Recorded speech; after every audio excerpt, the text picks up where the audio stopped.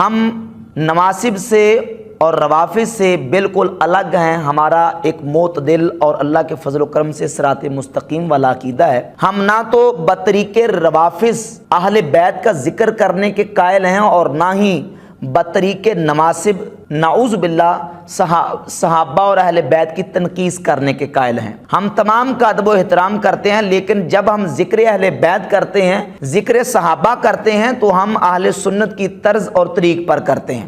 روافض کے طریق پر ذکر اہل بیت ہم نہیں کرتے. اب جب ہماری محافل نعت میں اور ہماری محافل میں مجالس میں بعض اس طرح کے نعت خواں اور بعض خطیب قسم کے واعظ قسم کے مولوی آ کے بطریق روافض ذکر اہل بیت کرتے ہیں، تو یقیناً جو ہمارے ذمہ داران حضرات ہیں ان کا حق بنتا ہے کہ ان کو تنبیہ کریں کہ آپ ذکر اہل بیت اس طریقے سے کریں جو طریقہ اہل سنت و جماعت کا ہے. امام اہل سنت رحمۃ اللہ تعالی علیہ نے اس سلسلے میں جو ہمیں فکر عطا فرمائی، ہمارے امام نے اعلیٰ حضرت امام احمد رضا خان بریلوی رحمۃ اللہ علیہ نے، میں آپ کے فتویٰ کی روشنی میں آپ کے سامنے وہ پیش کر دیتا ہوں. فتاوی رضویہ کی جلد نمبر 23 کے صفحہ نمبر 739 اور 40 پر اعلیٰ حضرت امام اہل سنت رحمۃ اللہ علیہ نے ایک استفتاء کا جواب دیا. فتوے کی صورت میں استفتاء کا سوال یہ ہے کہ بطریق روافض بغیر ذکر حضرات خلفائے راشدین رضوان اللہ علیہم اجمعین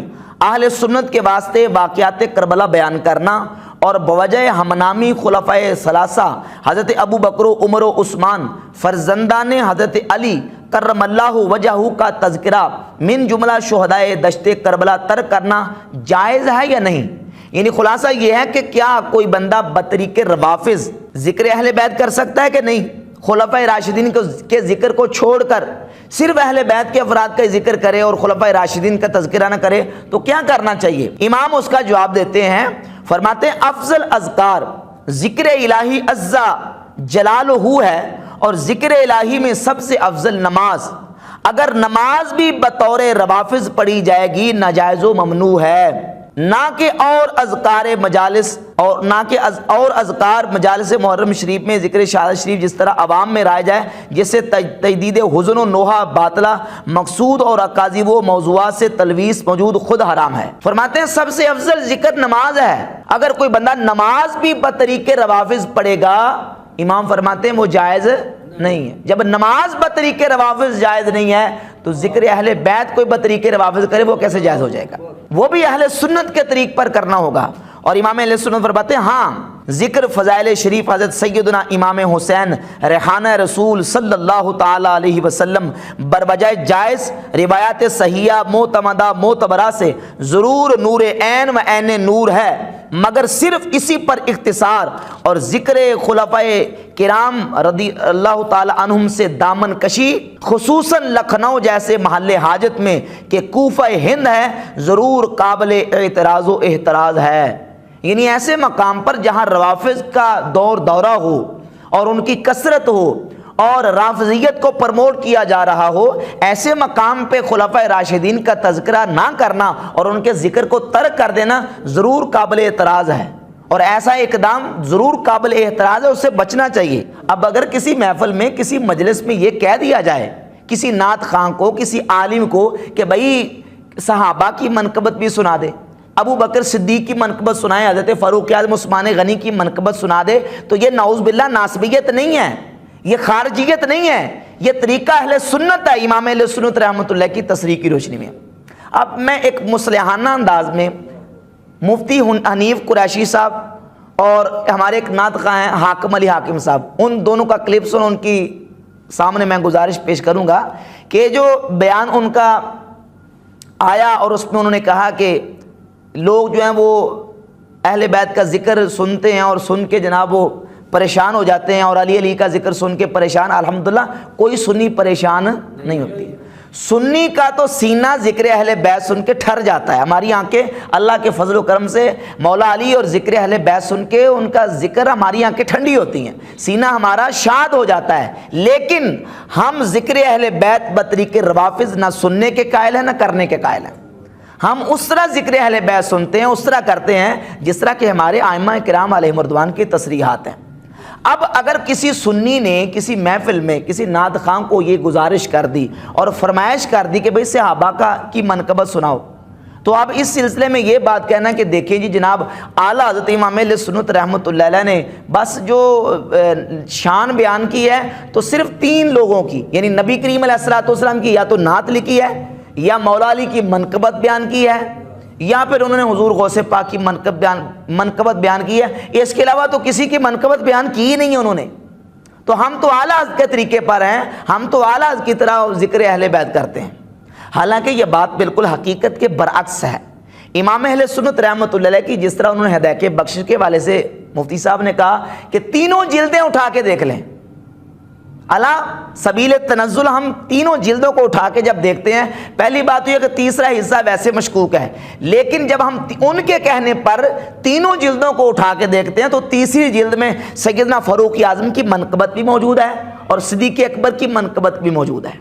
اور یہ کہنا کہ صرف یہی منقبت ہے، حالانکہ آپ ہدایت بخشش شریف اٹھا کے دیکھ لیں، اس میں اعلیٰ رحمۃ اللہ علیہ نے مولا علی کی منقبت بھی لکھی ہے، سیدہ فاطمہ الزہرا کی منقبت بھی ہے، صدیق اکبر کی منقبت بھی ہے، سیدنا فاروق اعظم کی منقبت بھی ہے، مولانا عبد القادر بدایونی رحمۃ اللہ کی منقبت میں 313 شعر اعلیٰ رحمۃ اللہ علیہ نے لکھے ہیں، اور غوث پاک سرکار کی شان میں تو پتہ نہیں کتنے شعر آپ نے لکھ دیے ہیں، اور دیگر اور نفوس قدسیہ جن کی منقبت اور شان میں اعلیٰ رحمۃ اللہ علیہ نے لکھا ہے۔ اور پھر یہ بھی ہے کہ اعلیٰ نے جتنی منقبتیں لکھی ہیں وہ ساری چھپ چکی ہیں، کوئی اس پر دعویٰ کر سکتا ہے؟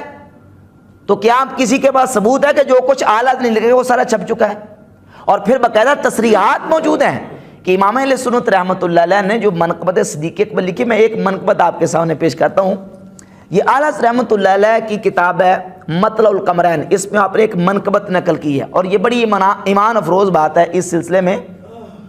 ایک منقبت وہ ہے جو اعلیٰ حضرت لکھیں یا کوئی اور عالم یا ہمارا امام لکھے، اور ایک ابو بکر صدیق کی منقبت وہ ہے جو حضرت حسان ابن ثابت ثناخان رسول نے لکھی ہے، اور اس منقبت کے سننے کی فرمائش نبی کریم علیہ الصلوۃ والسلام نے فرمائی۔ یہ مطلع القمرین ہے، صفحہ نمبر 223 پر اعلیٰ حضرت امام علیہ سنت رحمۃ اللہ علیہ نے مستدرک حاکم کے حوالے سے ایک روایت نقل کی ہے، نبی کریم علیہ الصلوۃ والسلام کی بارگاہ اقدس میں حضرت حسان ابن ثابت موجود ہیں، تو حضور علیہ السلام نے فرمایا کہ اے حسان قلت فی ابی بکر شیئا قل حتی اسمع، تو نے ابو بکر کی بھی کوئی منقبت لکھی ہے؟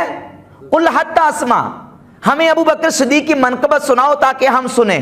تو سیدنا حسان ابن ثابت نے رسول اللہ صلی اللہ علیہ وسلم کی فرمائش پر سیدنا ابو بکر صدیق کی منقبت سنائی اور عرض کیا وَثَانِيَ اثْنَيْنِ فِي الْغَارِ الْمُنِيفِ وَقَدْ أَطَافَ الْعَدُوُّ بِهِ إِذْ صَعَدَ الْجَبَلَ وَكَانَ حِبَّ رَسُولِ اللَّهِ صلی اللہ علیہ وسلم قَدْ عَلِمُوا مِنَ الْخَلَائِقِ لَمْ يَعْدِلْ بِهِ أَحَدًا، کہ ابو بکر صدیق 2 میں سے دوسرے تھے اور اس اونچی غار میں جا رہے تھے جبکہ دشمن ان کے اردا گرد تھے اور یہ دونوں پہاڑ پر چڑھے تھے۔ وَقَانَ حِبَّ رسول اللہ صلی اللہ علیہ وسلم، کون؟ ابو بکر جو رسول اللہ کے محبوب ہیں، کان حب رسول اللہ صلی اللہ علیہ وسلم، ابو بکر رسول اللہ کے محبوب ہیں۔ وقد عالم من الخلائق لم يعدل به احدا لم يعدل به بدلا، دونوں طرح روایت میں آتا ہے کہ مخلوق جانتی ہے کہ ابو بکر صدیق کے مرتبے کا کوئی اور نہیں ہے، کوئی ایک بھی ابو بکر صدیق کے مرتبے اور مقام تک پہنچنے والا نہیں ہے۔ جب حضور کی فرمائش پر حسان ابن ثابت صحابی نے ابو بکر صدیق کی منقبت پیش کی تو نبی کریم علیہ الصلوۃ والسلام اتنا خوش ہوئے کہ حضور علیہ الصلوۃ والسلام کے دانت مبارک ظاہر ہو گئے، اتنا حضور خوش ہوئے اور ارشاد فرمایا اے حسان تم نے سچ کہا، وہ ایسے ہی ہیں، حسان تم نے سچ کہا، ابو بکر صدیق ایسے ہی ہیں۔ تو اعلیٰ حضرت رحمۃ اللہ علیہ کی اس نقل کردہ روایت سے یہ بات واضح ہوئی کہ صدیق اکبر اور صحابہ کی منقبت سننے کی فرمائش کرنا رسول اللہ کی سنت ہے، اور ابو بکر صدیق کی منقبت پڑھنا، ان نعت خوانوں کے لیے میں ٹپ دینا چاہتا ہوں کہ ابو بکر صدیق کی منقبت پڑھنا حسان ابن ثابت صحابی رسول ثناخان مصطفیٰ کی سنت ہے۔ جس طرح تم ثناخان مصطفیٰ کی سنتوں کو ادا کرتے ہوئے حضور کی نعتیں پڑھتے ہو، اس طرح ابو بکر صدیق کی منقبت بھی پڑھا کرو، کیونکہ منقبت ابو بکر صدیق پڑھنا یہ سیدنا حسان ابن ثابت رضی اللہ تعالیٰ کی سنت ہے، لکھنا بھی ان کی سنت ہے، پڑھنا بھی ان کی سنت ہے، اور سننا میرے کریم آقا علیہ الصلوۃ والسلام کی ہماری سنت ہے۔ تو یہ اعلیٰ حضرت رحمۃ اللہ علیہ کی تصریحات ہیں. مفتی صاحب نے کہا تو ہم تو اعلیٰ کو ماننے والے ہیں. تو میں گزارش کروں گا کہ اللہ مبارک کرے کہ آپ اعلیٰ کو ماننے والے ہیں، تو ہر سنی اعلیٰ کو ماننے والا ہونا چاہیے. اور اعلیٰ کو ماننے کا مطلب یہ ہے کہ آپ کی جو عقائد کے حوالے سے کم از کم تصریحات ہیں ان پر کار بند ہو، تصریحات پر کار بند ہو، اور جو اعلیٰ حضرت امام اہل سنت رحمۃ اللہ کا عقیدہ ہے اس عقیدے پر ہمیں پختہ اور مضبوط رہنا چاہیے. اس سلسلے میں ایک اور حوالہ امام اہل سنت کا پیش کرتا ہوں، فتاوی رضویہ کی جلد نمبر 28 کے صفحہ نمبر 420 سے. جو اعلیٰ حضرت کو ماننے والے ہیں وہ اعلیٰ کے عقیدے کو ذرا غور سے دیکھ لیں. اہل سنت کا عقیدہ کہ امام فرماتے ہیں اہل سنت کا اجماع ہے کہ حضور صدیق اکبر رضی اللہ تعالیٰ عنہ، حضرت امام اولیاء مرجع العرفاء امیر المومنین مولا المسلمین سیدنا مولا علی کرم اللہ وجہہ سے بھی اکرم و افضل و اتم و اکمل ہے. جو اس کا خلاف کرے اسے بدعتی، شیعی، رافضی مانتے ہیں. یعنی جو ابو بکر صدیق کو مولا علی سے افضل نہ مانے، اہل سنت اسے کیا مانتے ہیں؟ بدعتی، شیعی اور رافضی مانتے ہیں. تو مفتی صاحب نے کہا ہم تو اعلیٰ کے طریقے پر ہیں. اللہ آپ کو مبارک کرے کہ آپ اعلیٰ کے طریقے پر رہیں، اور ہم سب اپنے اکابرین بالخصوص اعلیٰ امام اہل سنت رحمۃ اللہ کے طریقے کو اور آپ کے نظریات کو تھام کر دل و جان سے تسلیم کریں، اور آپ کی جو تصریحات ہیں ان کو دل و جان سے مانیں. اور جو رافضیت پھیلا رہے ہیں اور اہل سنت و جماعت کے عقیدے کے خلاف باتیں کر رہے ہیں، اس حوالے سے ہمیں اہل سنت کا جو عقیدہ امام اہل سنت رحمۃ اللہ علیہ نے بیان کیا ہے اس پر گامزن رہنا چاہیے. اور پھر آخری بات میں عرض کروں گا، امام اہل سنت رحمۃ اللہ علیہ نے جہاں سیدنا مولا کائنات مولا علی مرتضی شیر خدا رضی اللہ تعالیٰ عنہ کی منقبت لکھی ہے، مولا علی کی منقبت میں اعلیٰ حضرت نے امیر معاویہ رضی اللہ تعالیٰ عنہ کی شان بھی بیان کر دی. صرف مولا علی کی شان نہیں بیان کی، مولا علی کی شان بھی بیان کی ہے اور حضرت امیر معاویہ رضی اللہ عنہ کی شان بھی بیان کی ہے. شعر سن لیجیے. آپ فرماتے ہیں کہہ رسد مولا بمہر تاب ناقت نجم شام، گو بنور صحبت او ہم صبح انور آمدہ.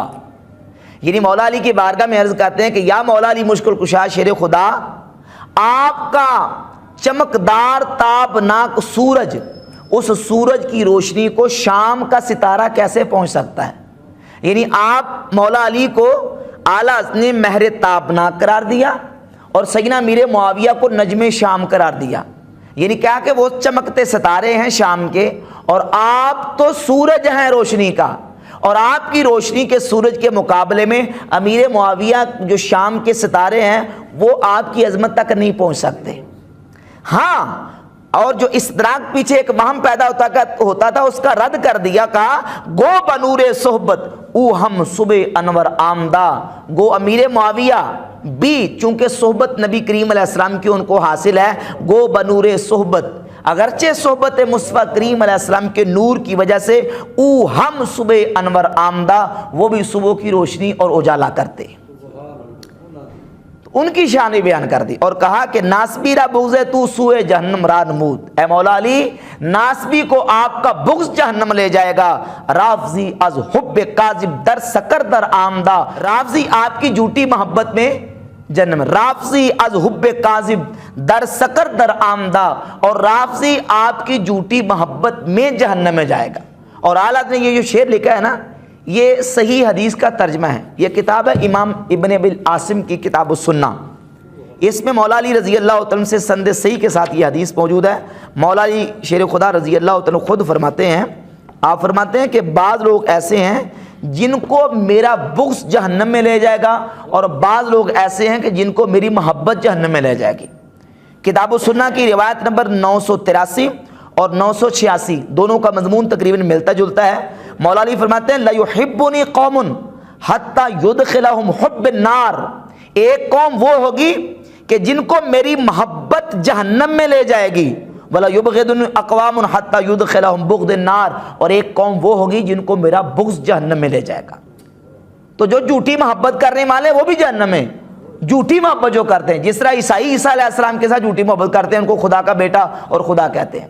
مولا علی فرماتا ہے جو میرے ساتھ جھوٹی محبت کرنے والے وہ بھی جہنم میں، اور جو میرے ساتھ بغض رکھنے والے وہ بھی جہنم میں. اور اس کا ترجمہ حالات امام اہل سنت رحمۃ اللہ علیہ نے فرما دیا کہ ناسبی را بغض تو سوئے جہنم را نمود، و رافضی از حب کاذب در سکر در آمدہ، ناسبی آپ کے بغض کی وجہ سے جہنم میں جائے گا اور رافضی آپ کی جھوٹی محبت کی وجہ سے جہنم میں جائے گا۔ تو اعلیٰ امام اہل سنت رحمۃ اللہ کی یہ واضح تصریحات ہیں۔